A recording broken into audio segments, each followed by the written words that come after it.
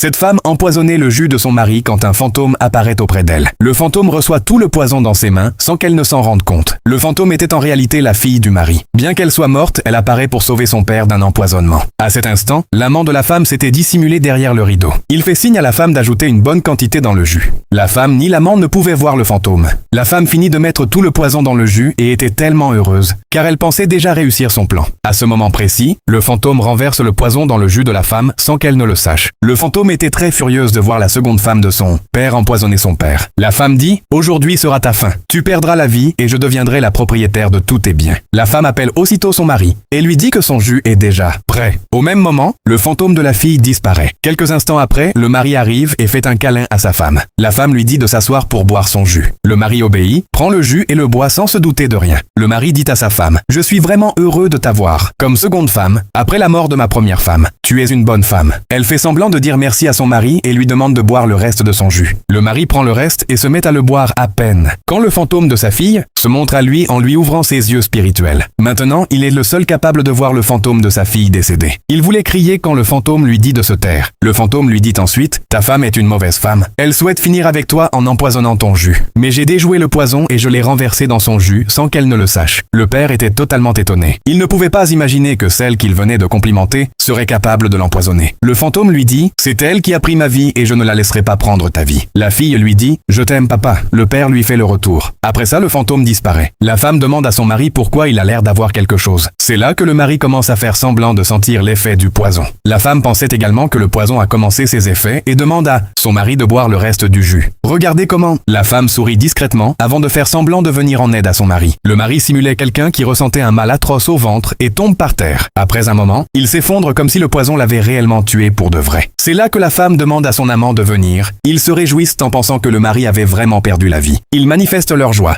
Et là, quelque chose d'inattendu va se produire. La femme demande à son amant de prendre place. La femme lui remet ensuite son jus et lui fait boire le jus pour célébrer la mort de son mari. La femme et son amant ne savaient pas que c'était ce jus qui était empoisonné. La femme et l'amant planifient des plans pour évacuer le corps. Ils sortaient à peine quand le mari se réveille et dit « Vous ne partirez nulle part ». Il panique de peur car il ne savait pas que l'homme était toujours en vie. Le mari dit à sa femme « Tu vois le genre de femme que tu es ? Revenez tous ici. » Et c'est là que le pire est arrivé. Le mari a fait un truc vraiment inimaginable que personne ne pouvait deviner. De toute façon, la femme et l'amant perdent la vie car ils ont bu le jus empoisonné. Mais avant ça, je vous montre la chose inimaginable que le mari a faite dans la partie 2. Avant tout, abonne-toi et ajoute la vidéo dans tes favoris pour découvrir la partie 2.